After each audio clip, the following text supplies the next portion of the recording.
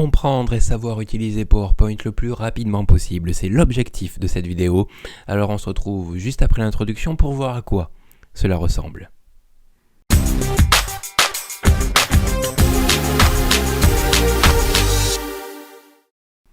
Mais avant de vous expliquer quoi que ce soit, je voudrais que vous alliez faire un tour sur le site frenchtemplates.fr. Il s'agit du site du projet French Templates. Vous y trouverez toutes nos formations, tous nos podcasts, tous nos services et toutes nos formules d'abonnement. Vous pouvez aller faire un tour, visiter aussi sur ce site notre compte Instagram, vous y abonner, pourquoi pas.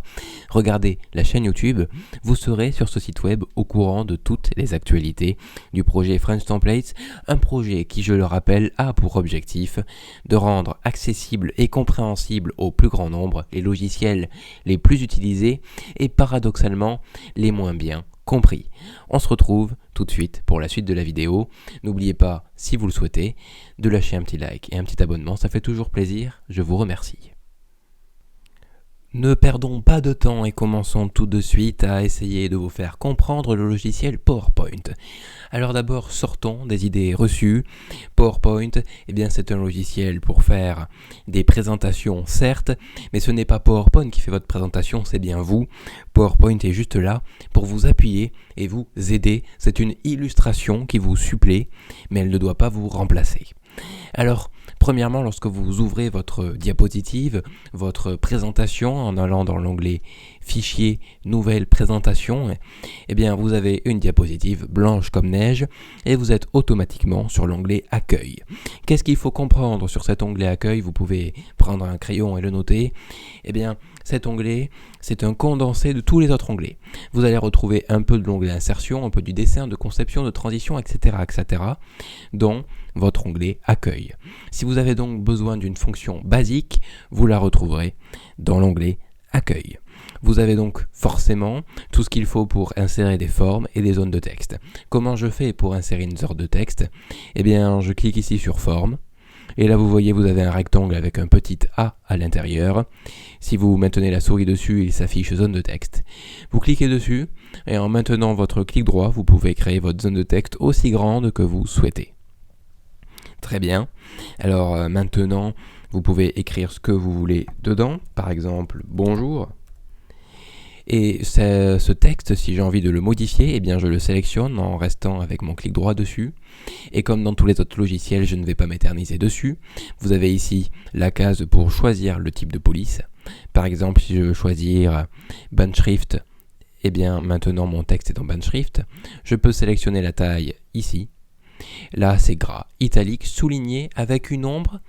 Et ce qui est aussi important, c'est les deux petits A, modifier la casse. Lorsque vous cliquez dessus, vous allez pouvoir choisir par exemple de mettre votre texte tout en majuscule. En quoi cela est pratique? Je vous le montre tout de suite en application. Par exemple, vous avez un « et » comme ceci et vous ne connaissez pas le raccourci clavier pour le mettre en majuscule. Vous cliquez sur modifier la casse majuscule et votre « et » est dorénavant en majuscule. Intéressant? Je suis d'accord. Qu'est-ce que nous allons retrouver d'intéressant dans cet onglet Accueil? Les formes, comme je vous l'ai dit, vous cliquez sur n'importe quelle forme et vous allez pouvoir l'insérer. Par exemple, le triangle juste ici, comme pour la zone de texte, je fais clic droit et vous avez votre triangle qui se crée.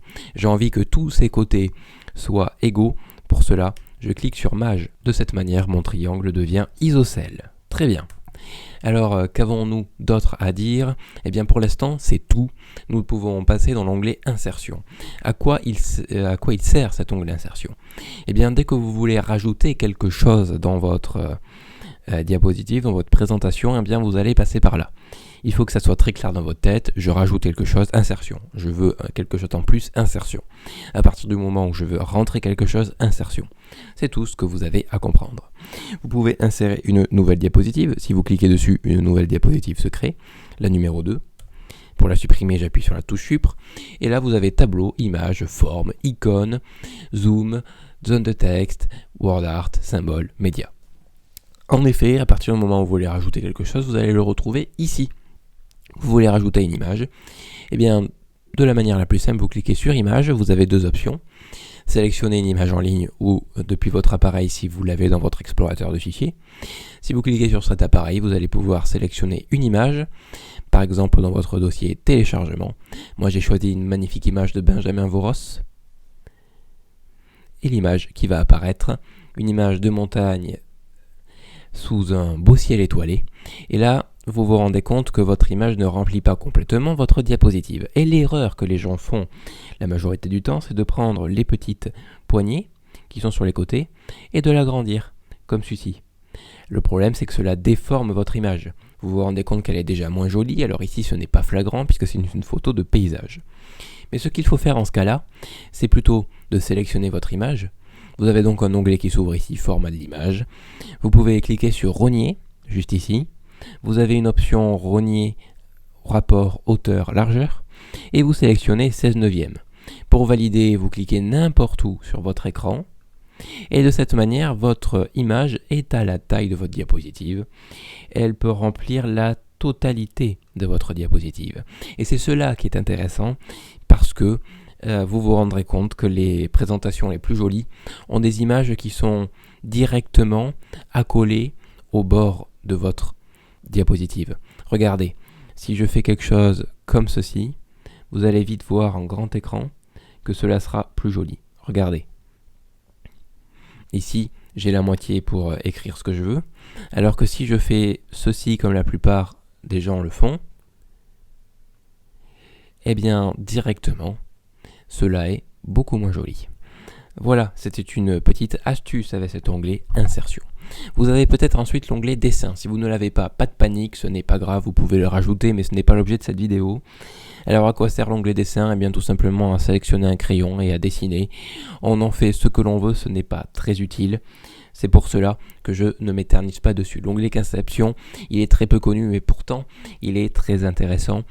Puisque lorsque vous cliquez ici dans Variantes, la double flèche juste ici, vous avez couleur, police, effet, style d'arrière-plan qui s'affiche. Et si vous cliquez sur couleur, personnaliser les couleurs, cela va vous permettre de choisir des couleurs spéciales pour l'adapter à votre présentation. C'est une fonctionnalité un petit peu poussée. Si vous découvrez PowerPoint, cela peut être rapidement compliqué. Néanmoins, c'est intéressant de le savoir pour plus tard lorsque vous saurez utiliser PowerPoint parfaitement. Je le rappelle, cette vidéo n'a pour objectif que de vous présenter les bases et que vous puissiez créer votre première présentation assez rapidement à la fin de la vidéo. Si bien sûr vous voulez apprendre PowerPoint plus en détail parce que vous savez que vous allez en avoir besoin dans votre vie professionnelle ou personnelle peut-être, eh bien je vous propose ma formation sur Udemy. Elle coûte 94,99 € en temps normal, mais lorsqu'il y a des réductions Udemy, son prix s'écroule à 15 €. Eh bien vous pourrez aller voir ce que cela donne, tout connaître sur PowerPoint. C'est la meilleure formation française sur PowerPoint, 5 étoiles de moyenne au niveau des avis et 8 heures de contenu, un diplôme à la fin. Voilà, c'est dit, vous pouvez aller voir, le lien est en description. Onglet transition, animation, c'est bien évidemment très important pour rendre votre présentation dynamique. Regardons, je vais réinsérer mon image pour vous montrer les transitions. Voilà, rogner, je le rappelle, rapport hauteur-largeur 16/9. Et je vais faire en sorte qu'elle prenne toute la taille de ma diapositive. Voilà qui est fait. Alors vous voyez, ici j'ai mon image. Je vais faire insertion, nouvelle diapositive. Je vais supprimer ce qui s'affiche, les deux zones de texte, en les sélectionnant avec le clic droit, touche supprimer. Je vais prendre mon image, je vais faire clic droit, copier. Ici, clic droit, coller. Et je vais changer de place mon image. Je vais la mettre au-dessus de ma diapositive. Vous allez me dire à quoi cela sert. Eh bien, nous allons mettre en application cela. Dans l'onglet transition, nous y étions, vous pouvez sélectionner la toute première transition, morphose. Et vous voyez avec l'aperçu que mon image disparaît. Regardez ce que cela donne en grand écran. J'appuie sur Entrée et mon image disparaît. La transition a effectué un cheminement entre la première et la deuxième diapositive. PowerPoint a repéré que c'est la même image qui était sur les deux diapositives et grâce à la transition morphose, eh bien, il a fait se déplacer. Cette transition, c'est celle que j'utilise le plus souvent, à 90% du temps au quotidien. Elle est vraiment superbe. Encore une fois, vous l'avez plus en détail dans ma formation, mais en gros, c'est une formation qui va repérer une transition, qui va repérer les objets qui sont sur les deux diapositives et qui va les faire déplacer d'un point A à un point B, le point A étant la première diapositive, le point B étant la seconde. Le point A ici en application, c'est mon image qui remplit la diapositive. Le point B, c'est quand elle est au-dessus. Le cheminement, c'est de dessus à en dehors.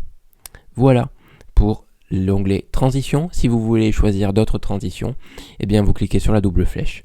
Elles s'affichent toutes et vous pouvez regarder ce que cela donne. Par exemple, origami, vous avez ici l'origami qui s'affiche. Voilà pour ce qui est de la transition. Et ensuite, nous avons l'animation.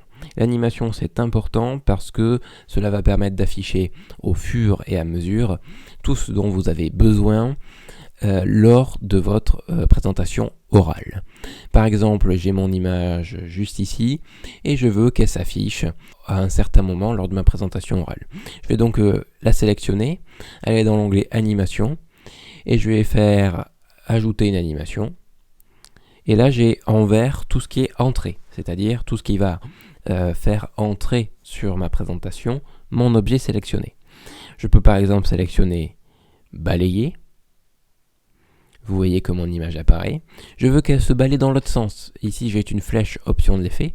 Si je clique dessus, je peux choisir le sens de balayage. À partir de la gauche. Très bien. Je mets mon image par exemple sur la gauche. Et lorsque je vais être en grand écran et que je vais appuyer après ma transition sur ma touche entrée, eh bien vous allez vous rendre compte que votre image se balaye de la gauche vers la droite. Voici pour l'onglet animation. Pour rajouter une animation, comment je fais? Je sélectionne mon objet, je fais ajouter une animation, je sélectionne l'animation qui me plaît. En vert, il s'agit d'une animation d'entrée, en jaune d'accentuation et en rouge de sortie. Voilà pour ce qui était de l'animation. Diaporama, je ne vais pas m'étendre dessus, vous allez vous en servir que très rarement. Une nouvelle fonctionnalité qui est assez intéressante, il s'agit de la fonction enregistrer. Grâce à elle, vous pouvez enregistrer votre diaporama et votre webcam. De cette manière, cela fait comme si vous enregistrez durant une présentation Zoom, par exemple. Vous voyez, vous l'avez ici, l'onglet enregistrer. C'est exactement la même fonction, mais ils ont fait un onglet Microsoft exprès pour cela. L'onglet révision, cela va vous servir si on vous envoie une présentation et que vous devez regarder si tout fonctionne convenablement, si elle vous convient. Pour cela, vous allez pouvoir vérifier l'accessibilité, mais bon, c'est assez rare. Vous allez pouvoir vérifier l'orthographe, rechercher et faire surtout nouveaux commentaires. Et là, vous voyez que lorsque j'ai appuyé dessus, un tableau s'est ouvert. L'onglet affichage, c'est un onglet secondaire, je ne vais pas m'éterniser dessus, car si vous faites des présentations simples, vous n'aurez pas besoin de modifier l'affichage en détail. Seule chose importante à retenir, si vous voulez des repères sur votre présentation pour y voir plus clair, vous pouvez cliquer sur Règles. De cette manière, tout simplement, les règles vont s'afficher d'un côté et de l'autre de votre diapositive. Vous pouvez afficher un quadrillage si vous avez vraiment besoin de précision. Et sinon, en moins de détails, vous avez simplement des repères à la verticale et à l'horizontale. Voilà pour l'onglet affichage en ce qui concerne l'objet développeur. C'est pour vous servir du Visual Basic. Si vous connaissez très bien le logiciel Excel, vous allez savoir de quoi il s'agit. Sinon, ce n'est pas grave parce que on ne se sert pas des macros si l'on ne sait pas trop se servir de PowerPoint. C'est normal. Voilà, en 10 minutes top chrono, nous aurons réussi à vous présenter simplement mais efficacement le logiciel PowerPoint. N'hésitez pas à m'envoyer votre première présentation pour que je puisse vous répondre et vous donner des exemples d'amélioration possibles à l'adresse email frenchtemplates.web@gmail.com. Merci de nous avoir écoutés et surtout n'oubliez pas, libérer votre créativité. C'était French Templates.